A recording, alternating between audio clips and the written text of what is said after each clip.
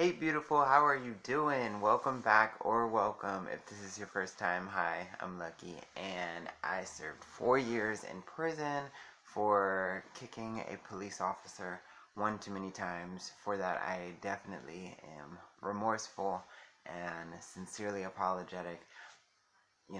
I really wish I hadn't did it, but at the same time, I suppose there's always purpose in pain because through that situation is how I met my lovely husband, Cam, whom I'm trying to get out of prison. Anyway, today we're going to be talking about a little secret that straight guys don't really want nobody to know about gay guys in prison. And when I say gay guys, I also mean just the LGBT community as a whole. It really kind of doesn't exist in prison. There's not necessarily a community like how it is out here, probably because of the fewer numbers they have inside of prison versus out here. But there is definitely queens. There's gay guys, and then there are transgender females, people who are in transition to becoming a woman. They take hormone pills and grow breast, as well as have long hair, get their clothes tailored, and really, frankly, almost all, even the gay guys, they get their clothes fitted, and some of them stuff like their t-shirts or stuff their like their pants, in the back. There was this queen, everybody used to talk about how she would have her pillow in her jeans to make her butt look bigger in her jeans. But that's why I am still, even to this day, in the habit of saying like she, her for just everybody, like whether it's just a gay guy or not for people out here, but when I'm referring to queens in prison, I always say like she, her. It's just out of habit because everyone does. Everyone, and I mean everyone. All the queens refer to themselves and each other as she and her, use the pronouns she and her. Or, I mean, and the guys do too. Whether they're involved or not, whether they are homophobic or not, they say she because it's just how you get used to hearing everybody refer to people like myself. And for those that don't do that, that don't say she, for example, like Cam never said, even before meeting me, he always felt like it's kind of weird, which is interesting because he's been in there since he was 16 years old, but that's just something that he never, like, adjusted to or kind of like accepted as like the norm. He thinks, I mean, if the person is an actual transgender person, then he does respect the pronoun she for that individual person. But in terms of just like the whole group of LGBT people, he'll say they. And that's what other people do. Like people who, you know, you're not even involved in that kind of stuff. You want nothing to do with it. But if, like, say my name came up in a conversation, the person is asking this other guy who really could care less. They got a girlfriend on the outside. They don't talk or associate with nobody like me. But somebody like asked them, like, oh, hey, aren't you in horticulture class or something like that with the girl Lucky or the boy Lucky? And he would respond saying like, yeah, but I don't really talk to them, or yeah, but they be off on their own all the time or something. Like they say they. But anyway, something that is kind of like a little secret that not too many people really know is, oddly enough, which I'm going to explain how this makes sense, but oddly enough, the quietest, there's 2 points I got to make. The quietest pods, like the quads that tend, the quads, the pods that tend to be the most peaceful and just like chill and laid back, honey, is always the pods that have even just one queen in that pod. The pods that tend to be like the rowdiest and got the most tension, the most fights be going on, the most aggressive, like it's just like, like a hard type of environment. Those pods, it's just regular guys. Maybe they might have a few closet masculine gay guys that nobody would even think or nobody would even know. But, as far as everybody can see, as far as what everybody thinks, it's just a pod of just regular guys. There ain't no queens. There ain't no gay person, no transgender person in that pod. Those pods always are like, they got a lot of fights going on. There's just like a lot of tension, a lot of arguments. It's just, but then you plot one of us in there. So this is my first point, and then it's going to lead me to my second point. You plop one of us in there. It don't happen right away, but over time it relaxes the pod. And there's a couple of reasons for this before I get into my second point. I didn't realize this. I did not know this until over time of doing my time. I would see this with myself, and I would see it with other queens as well. And you would just hear about different things. The reason why the pod starts to relax, firstly, it's over time. It's not something that's instant. If anything, you plop a person like me in the pod, and immediately it actually makes it even more tense.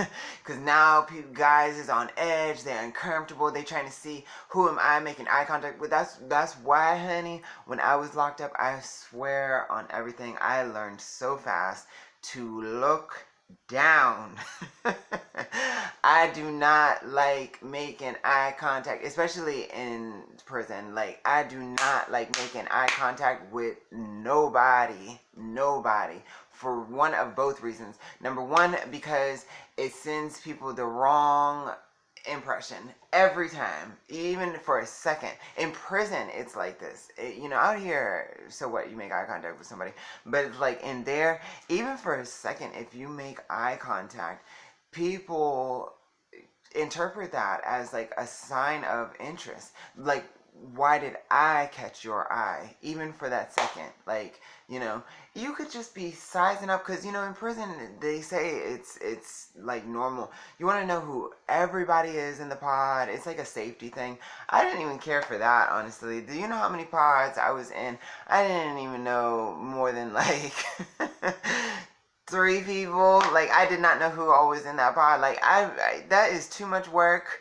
That is too much energy, and it's unnecessary in my mind. As long as we're not in each other's space, I'm not invading your personal space, you're not invading mine, we're not even, there's no point to it, But, so, with sending that signal of interest, it goes one of two ways. I said I had one of two reasons, but it's this one reason that's interpreted one or two ways. Either it sends people on the defense, the alarm. Now they are, now they watching you all the time. I had too many people that I would make eye contact with. This is in the early days when I just would be scared, and I would make eye contact with somebody, and now they watching me all the time. Or it would get back to me that this person is constantly talking shit, just about me, how I go to the shower, how long it takes me to get out the cell, how, who I be sitting with at lunch, who I be talking to on the rec yard, talking bullshit about it, oh yeah, and, see, and then people, they just think that they such girls and all this stuff and all blah. It's you're paying way too much attention, but it was because of that brief encounter, making eye contact, and now this person is trying to badmouth me, basically to let me know, send a message to me, yo, I ain't interested in you, when really it's actually kind of a little suspect, because it's why are you wasting so much of your time and the energy? I ain't talking about you, I ain't even thinking about you until now you making me think about you from hearing your name all the time with the bullshit you saying about me. You know what I mean? So it's you have that is the negative way, obviously, when you make eye contact. But then the flip side, you already know, is they now think that you're interested, and they are interested. So they, not necessarily they'll think that you're interested, because that's kind of a huge leap. Obviously, you make eye contact with a person one time and they think that you want to suck them off. It's it's not quite that deep, but it gives them the impression that there's an opportunity, like there's a potential opportunity. So then they will start to fish with that opportunity.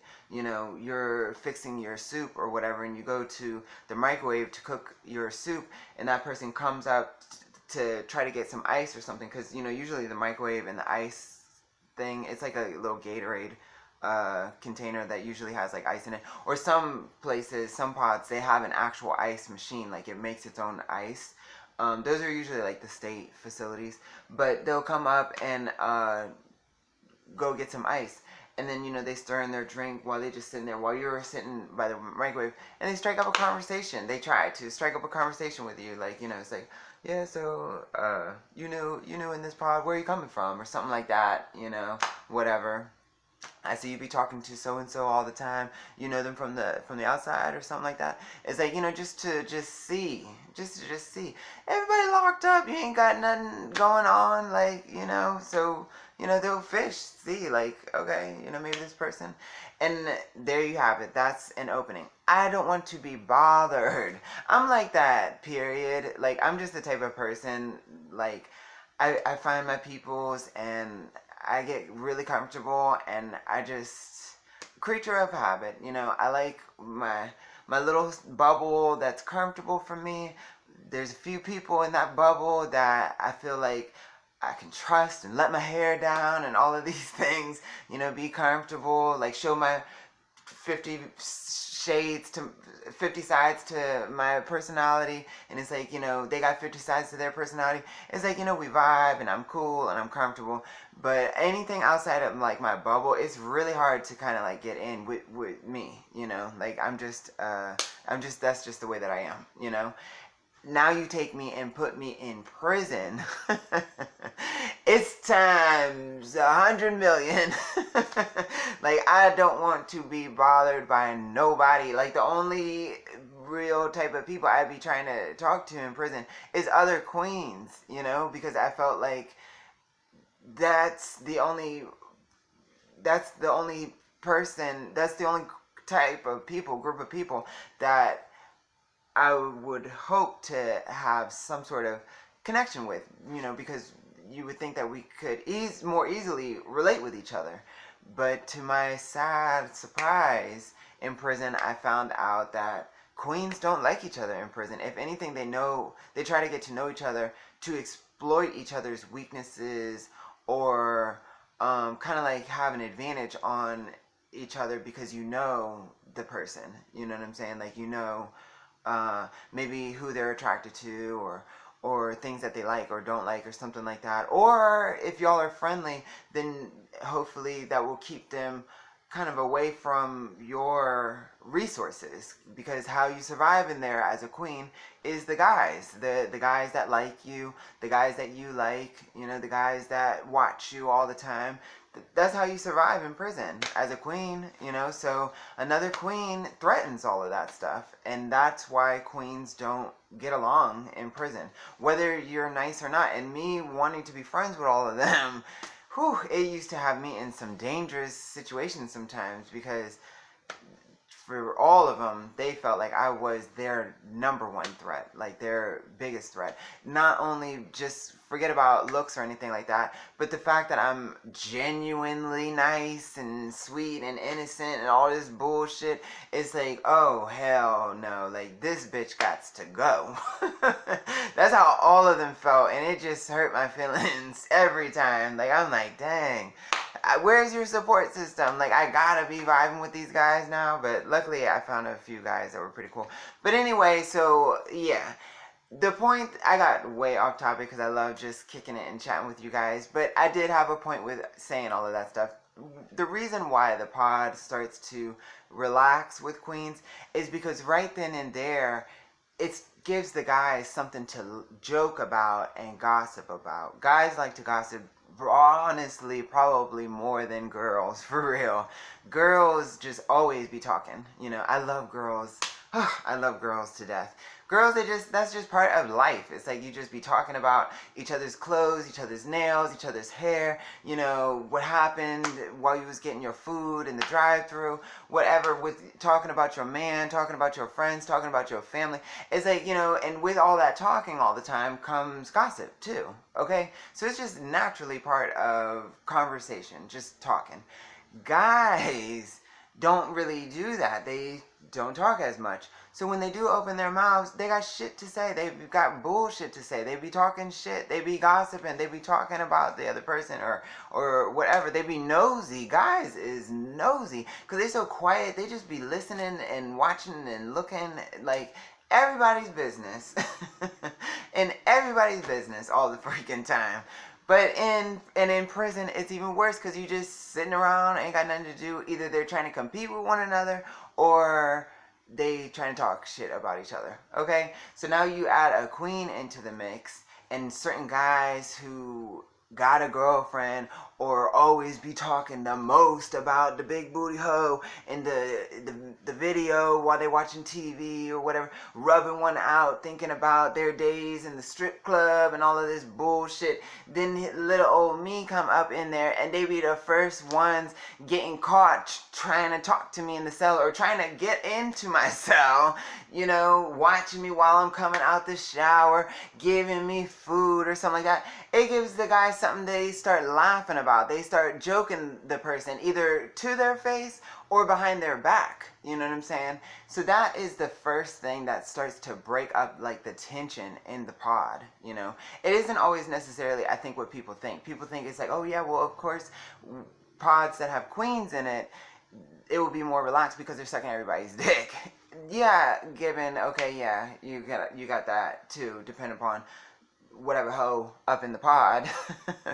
But on a more social and psychological, I guess, like viewpoint, it's other things that actually start to break the tension in those pods. The other thing is now there's less competition with the guys because you have a guy in there who's a little bit of a sissy, a little bit like just more feminine, impressed by the guys. You know, guys love always to be displaying their whatever it is, like their masculinity or their wits or just whatever, you know what I'm saying, like how they whooping ass in cars or something like that. And it's like, you know, when you have a queen that be like complimenting or just all excited or something, it you know, it lightens the energy, things like that, you know. And then over time, just with other stuff, obviously, you know, they get a kick out of, it's the same thing as like girls, you know. That's why I compare it all the time, because it really is honestly the same. Out here it's not the same, but in there it really is like the same. It's really kind of like the same as if you threw a girl into the mix.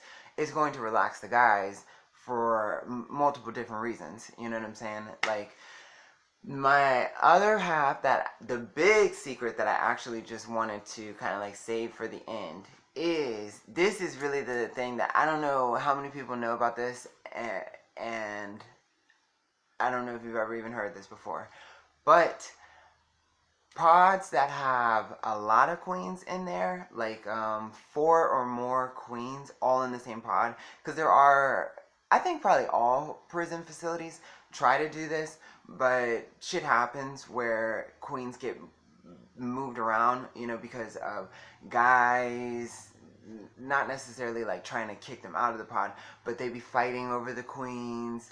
The queen be doing too much, sleeping with too many people, then got busted one too many times. The queens fighting with each other, you know, maybe even queens moving out of the pod trying to get to another man, because I did that, like, not with Cam, but before meeting Cam, when I was at the state facility, I was at a state facility first for a couple of months, and then I got transferred to a private facility, privately owned facility, and I did my time there, and that's where I met Cam and just rocked out, and I've been with him since. I just been with him since. But the guys, what the hell was I saying? What the hell was I saying? Damn. But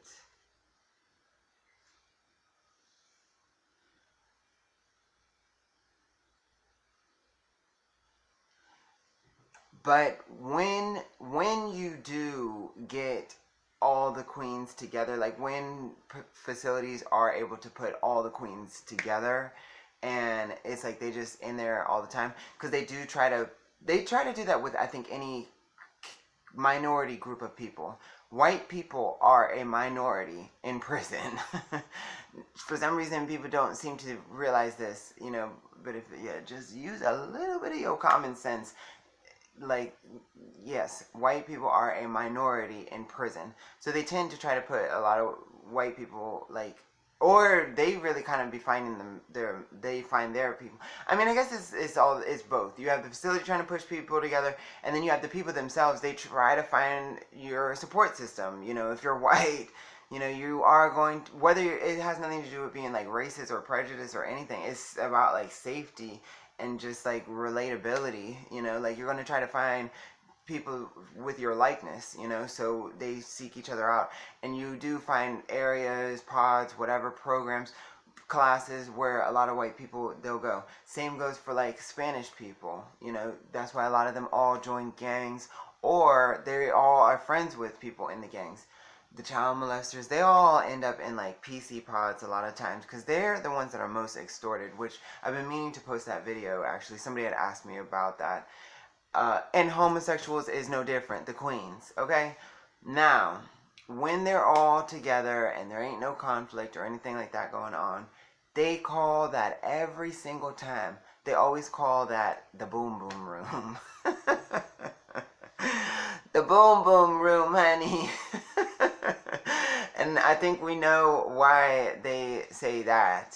Because they be rocking out, honey, on these queens. And the queens be rocking out on these guys.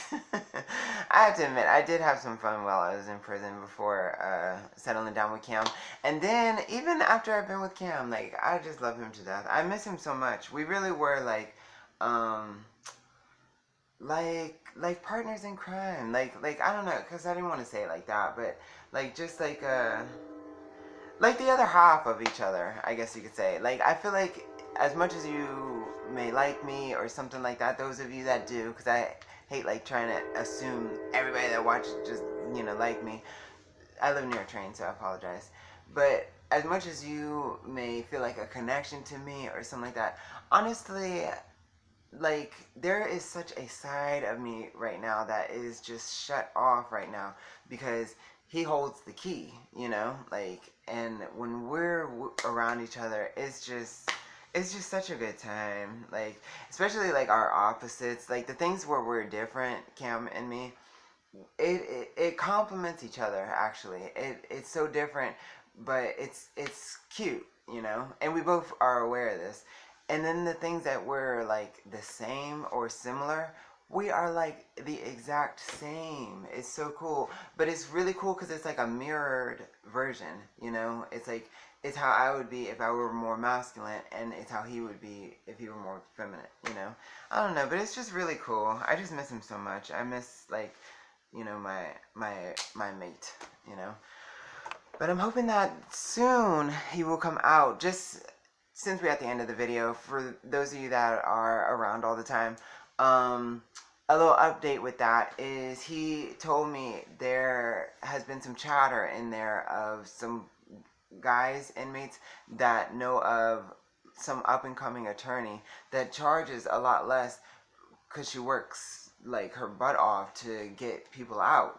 It's just like a passion of hers. So he's going to try to find some more information out on her, and then I can look things up to see, like, what's her success rate and stuff like that. But I am kind of a little bit more just sort of dead set on that $15,000 attorney, because he has a 100% like, success rate. Like, I think it's because he must be friends with the governor or something like that, or they go to the same events. Like, he's like a high profile attorney, which is why he charges so much, and just straight up front, because I think they play golf together or something. Like, his cases don't even make it to court. Like, they just literally all be done practically over the phone, or for all we know, over a handshake at dinner or something like that, and it's like, and then the person comes out, you know. That's why I've just been so fixated on that attorney, because I know that it's not like a, oh well, we'll see, or let's hope that if such and such goes right, you know, or something like that. It's not anything like that. It's like, it's a done deal, you know. And then after we spoke to him, which I already knew this from the research that I did, he even said, like, yeah, it's pretty much a guarantee, you know. Like, I mean, of course, nothing's a guarantee, because he had to say that. But he's like, but I have never, my track record, I've never had an unsuccessful case. And frankly, I've had cases that were more stickier, like more challenging than this case, than Cam's case, you know, which I already knew that. I've read up about him, you know, so I knew that this would be like perfect for him. For him, it would just be like literally an easy paycheck. And for me, it'd be a guarantee that my baby coming out. But I will see about this lady, because the money that he's saying she would charge, I already have it. Like, I could pay her today, you know. But I do think that it would be more of an actual fight for her, because of the connections, I guess, that she's trying to make right now as like an up-and-coming attorney. I think that the passion is there, just from what Cam was telling me about her. And, you know, of course, I'm always going to do what my baby told me to do. So if he's like, let's try, you know, I will. But regardless, even if we don't go that route, I do have some tricks up my sleeve where I'm planning to hopefully try to get this money by the end of this year, for real. It's through like, well, I don't want to say, because I don't want to like jinx myself or anything like that. But I have a couple of ideas. All nothing harmful or illegal or anything like that. Like, I don't be doing shit like that. Like, I'm like my mama. You know, she's like a square. Like, she's literally like a square. She just always does everything by the book, the way it's supposed to. I do take a little bit more risk, but in the way that you're supposed to. You know, like taking risk the appropriate way. You know, like in an ambitious way rather than like the wrong way. You know. But anyway, that's, I guess, just a little update on that for anybody that might be curious.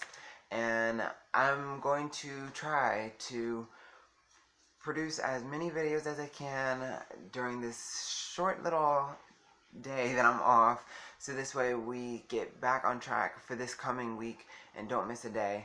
I appreciate you guys so much, and thank you for just being around. Thank you for clicking on the video. You know, leave a comment, let me know something that you'd like to hear.